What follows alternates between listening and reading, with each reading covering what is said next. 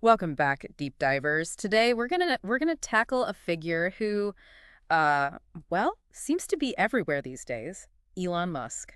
Yeah, he certainly made his mark on, well, a lot of industries, hasn't he? Space, cars, you name it. Right. And to try to unpack all of that, we're diving into Ashlee Vance's biography. It's called Elon Musk, Tesla, SpaceX, and the Quest for a Fantastic Future. Excellent book. Vance really got a good perspective on it, Yeah. not just from Musk himself, but people who've known him, worked with him. So what are we hoping to find out, in this deep dive? I mean, it's a big topic, right? But I think we want to try and see what makes him tick. How did he get to where he is? What can we learn from that? Exactly. The drive, the success, all of it. Story about ambition, that's for sure, Yeah. and innovation. So let's go all the way back to the beginning. Musk's childhood in South Africa, even as a kid, he was fascinated by computers, technology, all that. I mean, there's this story, right, about him selling homemade Easter eggs, like for a profit. That's classic Musk, isn't it? I mean, even then, it wasn't just about making the eggs. It was about creating something, adding value, and then, yeah, making some money off of it. Like that entrepreneurial spirit, it was there from the get-go. And you really see how those little things kind of play out in his later ventures, right? But it wasn't all, Easter egg profits. I mean, Vance really goes into the family dynamics, the bullying he went through. Not exactly an easy childhood. Yeah, and I think that's an important point. Adversity, it can really fuel ambition.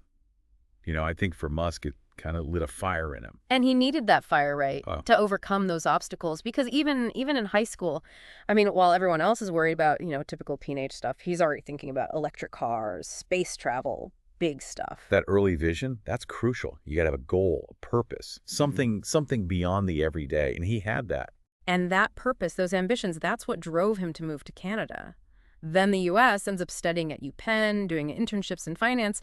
But, I mean, you get the sense he never really fit in that world, did he? Not quite. There's that story, right? Yeah. About him pitching this billion-dollar opportunity he saw and basically getting laughed out of the room. Yeah, the Brazilian debt market, I mean, talk about seeing the big picture. But they just dismissed him. And I think that really solidified his mistrust of that whole traditional finance world. It's Yeah. like, all right, fine, I'll do it myself. And that's exactly what he did. Leaves finance and co-founds Zip2, which, he sells for millions.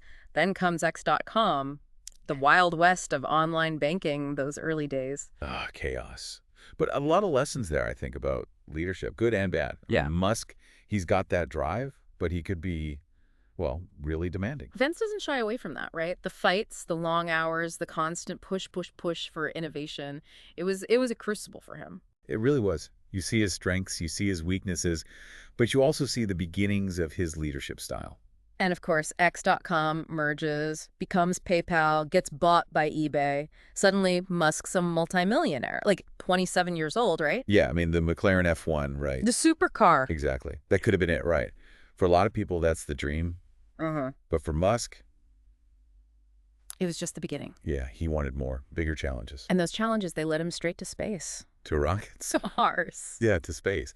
But his early ideas about space exploration, I mean, they were a little out there. Remember the Mars mice? Oh, yeah, like sending actual mice to Mars. Right, little capsules with mice, or maybe even plants. It's supposed to be this big, attention-grabbing thing. Or a publicity stunt, Yeah, basically. kind of comical looking back, but you can see how he was thinking.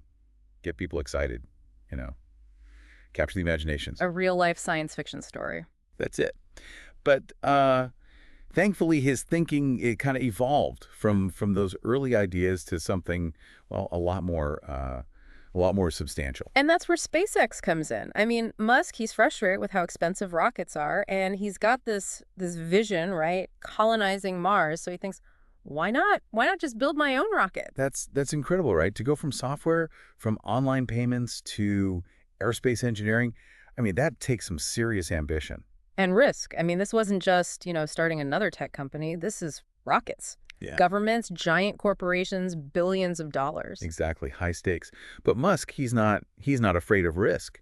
He brings in these brilliant engineers, Tom Mueller, the rocket scientists, and they pour everything into SpaceX. But it's not easy. I mean, Vance talks about those early Falcon 1 launches. 3 failures in a row. Money's tight. Everyone's making sacrifices. There's that real sense of, like, desperation after that first crash. You really feel it in the book. Yeah, yeah. And I think a lot of people, they would have given up, but Musk, he just keeps going. That's grit, right? Perseverance. Yeah, and that 4th launch. I mean, against all odds. Success. They made it to orbit. They proved it could be done. SpaceX could shake up this whole industry. It's such a validation, Yeah. of all that work, all that risk. And it leads to the Falcon 9, the Dragon spacecraft. I mean, suddenly SpaceX is a real player. A major force. And remember, this is all happening while he's also building Tesla. Oh, right. Because his fascination with electric cars, that goes back to when he drove that Zero. It was an electric sports car built by AC Propulsion. So, yeah, that was a turning point. Yeah. It showed him that electric cars, they didn't have to be, slow or ugly. That could be cool. Yeah. Fast, stylish. And Musk, he didn't just look at it, on the surface. He got into the tech, the batteries, Yeah. the lithium-ion stuff. Which back then were mostly in, like, laptops, right? Right. But he saw the potential. Scale it up, put it in a car. And the timing was right, too. Batteries were getting better. People were starting to think about sustainability. So he gets together with Martin Eberhard, some other engineers, and they start Tesla Motors, aiming to make electric cars, but, for everyone. Mass purchase. But again, not easy. Those early days, building the Roadster, it was tough. Fights, money problems, almost went bankrupt. Vance really goes into that, doesn't he? The pressure, the tough calls, and Musk's leadership, it's full on. Full on, yeah. Intense. And that's when he takes over as CEO, Yeah. right? He's got to take control. I mean, there are those stories, right? The micromanaging, the Elon time, those crazy expectations like work weekends, sleep here, or we go bust. It's a lot. And it worked for some people, right? They were drawn to that intensity, that mission. Yeah. But for others, it was just too much. Yeah. It's a complicated picture for sure. But despite all that, they make the Roadster. It's proof, A high-performance electric car, it can be done. And then comes the Model S. That was a game changer. Sleek, stylish, great range. Suddenly, electric cars are, like, desirable. It's not just a car anymore. It's a statement. And Vance talks about that launch event, the emotion, like years of work all coming together. Tesla could actually, shake up the whole car industry. And it wasn't just the car. It was everything. The design, the stores, the whole experience. At Apple, right. Yeah. Yeah. Controlling everything, building a brand. It's not just transport. It's a whole lifestyle. And then there's the superchargers. I mean, they didn't just, rely on those public charging stations. They built their own network. And it was huge. People were worried about range, right? Can I actually go places? Mm-hmm. And Tesla, they just solved that. Another barrier, gone. It's that forward-thinking Musk. He's always, like, 2 steps ahead. He's not just, making things a little better. He wants to change the whole game. Disrupt, Mm-hmm. innovate. And while all this is happening, he's also got his eye on solar energy. Solar City. That was his cousins, right? The Rive brothers. Yeah, and it started as this, like, casual thing, a what-if conversation at Burning Man, of all places. Yeah. But Musk, he saw the potential. Solar energy, it could change everything. From a side project to one of the biggest solar companies in the U.S. And again, it's that vision, right? Mhm. Sustainability. It wasn't just about making money. It was about making a difference. And Solar City, they did things differently.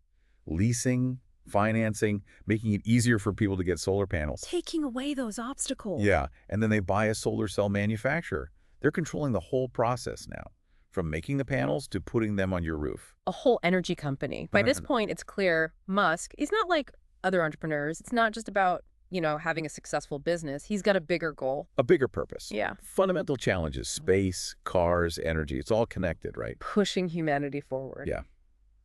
And that brings us to, the next chapter, I guess. The cult of Musk, you could call it. And that drive for innovation. Which can be pretty controversial. Oh, absolutely. Some people love him. Some people, well, not so much. It's like you're either on the Musk train or you're not. Right. Let's dig into that a little more. Yeah, this whole cult of Musk thing. It's fascinating, right? What is it about him that makes people either like worship him or totally hate him? Well, I think part of it is those big audacious goals, right? Mhm. He's not afraid to think differently, challenge how we do things. And that really speaks to some people, the ones who are like looking for something more. He's like a real life Tony Stark, right? Billionaire genius trying to save the world. Yeah, there's that element for sure. The idea that anything's possible if you've got the brains and the willpower. He's a symbol of like progress, innovation. And that's powerful. But it's more than just the ideas, right? Yeah. It's Musk himself, his personality, the way he works. It's almost like mythical. Yeah, and Vance talks about that a lot. That demanding leadership, the long hours, the whole Elon time thing, where deadlines are, well, more like suggestions. There's that story, right, where he's basically telling his employees, work weekends, sleep under your desk, or we're all going bankrupt. I mean, come on, that's hardcore. Intense. And you see that double-edged sword, right? Some people, they thrive on that. They're all in, totally dedicated. But for others, it's too much. It's not sustainable. Yeah, it's definitely a tough environment. And then there's, the micromanaging, the bluntness. Vance even talks about how Musk hates acronyms. Really? Yeah, he thinks they suck, he says. It's like all these little things, they add up to this larger than life persona. He's brilliant, obviously, but he's not, your typical CEO. Yeah. He's not afraid to be different, to push people, to push the limits. And that's a big part of his success, I think. It's not just about building companies, it's about building something bigger, a legacy almost. Right. But we do have to, talk about the criticisms too. Some people say he's too reckless, too willing to take risks without thinking about the consequences. There have been issues, right? Worker safety, some of those big plans, like, are they even possible? And some people say he exploits his workers. Those are serious concerns. They are. We have to talk about that. Look at the impact, the good and the bad. Innovation, it often comes with a cost. We have to ask ourselves, is it worth it? So after this whole deep dive, I mean, what do you think? Is Musk a genius? Is he a gambler, or somewhere in between? He's a bit of both, isn't he? Yeah. I mean, he's brilliant, he's driven, he's done things people thought were impossible, but yeah, he takes risks. Some of them maybe not the smartest. Mm-hmm. And his leadership, well, we've talked about that. He's a complicated guy. For sure. But he's definitely made a mark, right? And he's gonna keep shaping the world whether we like it or not. Absolutely. Well said. If you want to learn more, get into the nitty-gritty, I definitely recommend Vance's book. It's a really good read. Gives you the whole picture. And as always, keep thinking, keep learning, form your own opinions. These are big questions, and they're not going away. Exactly. So thanks for joining us on this deep dive, everyone. Until next time, keep those brains buzzing.